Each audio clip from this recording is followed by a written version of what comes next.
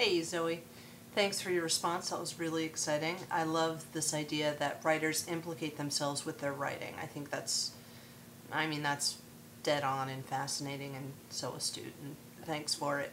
Along those lines, and just from my experience and how I approach a project, generally speaking, and just to give you a quick background on how I work, because you should probably know that since you're giving me your baby.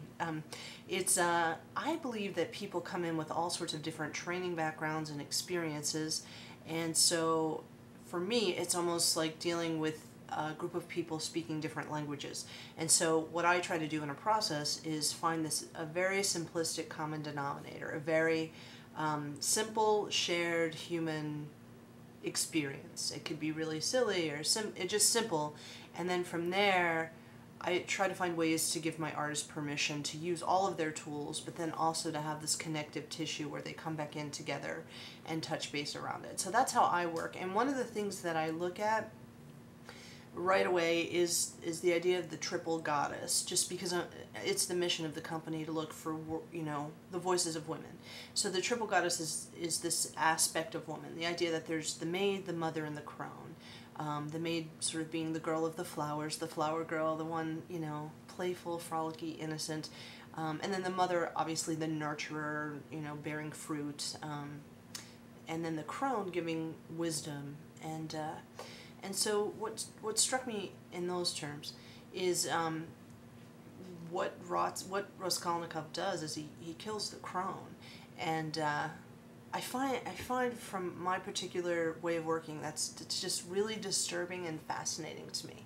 And so I want to talk about the gender texture here, because when I look at the mother, obviously we have Raskolnikov's mother, and she sort of in the end just retreats, and then we have Katerina, which to me, the stepmother, and there's a whole archetype behind that, but the devastation of her life, it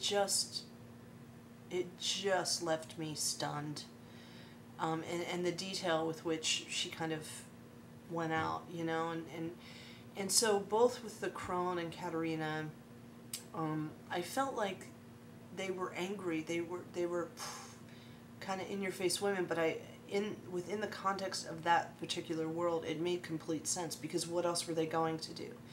And they had to find a way to get by. They had to find a way to survive, and they were angry, and they were, one was very sick, and so this made sense to me. And then comes sort of the youth, and at the very end, there's the sort of that fantasy dream, and I can't. The Spid guy, I can't say his name, but it just feels like, it feels like pedophilia. It just really creeped me out. And so his sort of the end of his story made sense to me as well. But when I look at those three examples of a triple goddess, then I want to really discuss the gender texture and what it means in terms of the world of Dostoevsky, Crime and Punishment, also in terms of what it means in the world of the stenographer.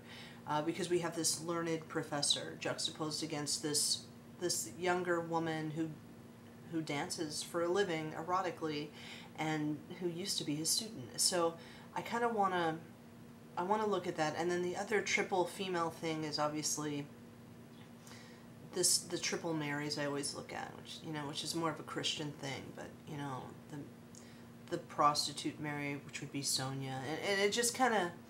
It hits on all of those archetypes in all of these ways, and I feel like you found a great way to encapsulate that.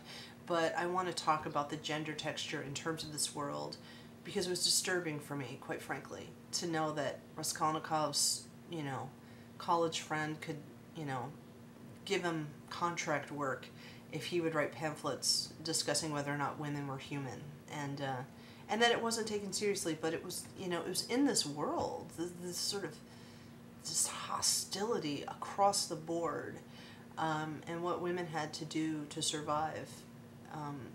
And then, again, in terms of the stenographer then, when the woman is writing it all out, just as Lady Gregory did, one of the great theater producers of all time, in Ireland. And, she began as a stenographer as well. And so I feel like the opportunity for women to write began as copying the thoughts of men.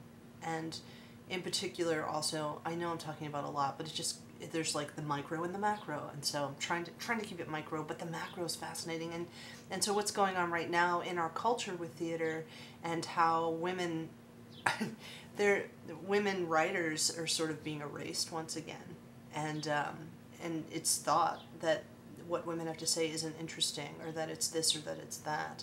And I wonder about this struggle that women have of laying their own voice down on the page.